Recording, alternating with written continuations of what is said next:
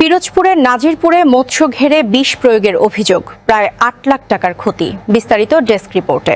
পিরোজপুরের নাজিরপুর উপজেলার ঝনঝনিয়া গ্রামে একটি মৎস্য ঘেরে বিষ প্রয়োগের অভিযোগ উঠেছে। এতে প্রায় ৮ লাখ টাকার মাছ মারা গেছে বলে দাবি ভুক্তভোগীর। সরেজমিনে গিয়ে দেখা যায় ঘেরের পানির ওপর ভেসে রয়েছে অসংখ্য মৃত মাছ। স্থানীয়দের ধারণা, পরিকল্পিতভাবেই বিষ প্রয়োগ করা হয়েছে। ঘেরটা নেওয়ার আগে সোবাহান ফকির এই পাশে ঘেরের ওই পূর্ব পাড়ে বাড়ি, ও বলছে যে আমার কাছে যে তোমার ভাই যেন ঘের না নেয়। আমি কারণ জিজ্ঞেস, ঘের নেবে না কেন? সে বলছে যে এই পর্যন্ত যারা এই পর্যন্ত ঘের লিস্ট নেছে তারা কেউ মাছ বানাতে নাই, ও পারবে না। আমি এই সোবানটা দেয়া ছিল, পরে আর ডেট যখন শেষ হয়ে গেছে আমি কাছে তোমার মাছ তুলে নাও, আমি ঘের অন্য মানুষেরই দেবো।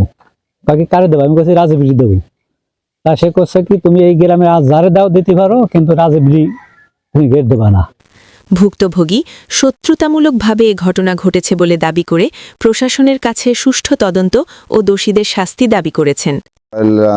এই পুকুরের মাছ আর কি যখন মারা যায়, এর আগে আর কি আমরা অক্সিজেন দিতে আসছি, তখন আর কি দেখি মাছের ওই অবস্থা, তখন লোকজন ডাইকে আর কি মাছ ধরে ফেলাইছি খালে ফেলানোর পরে ওই বাসটি তালে রয়েছে।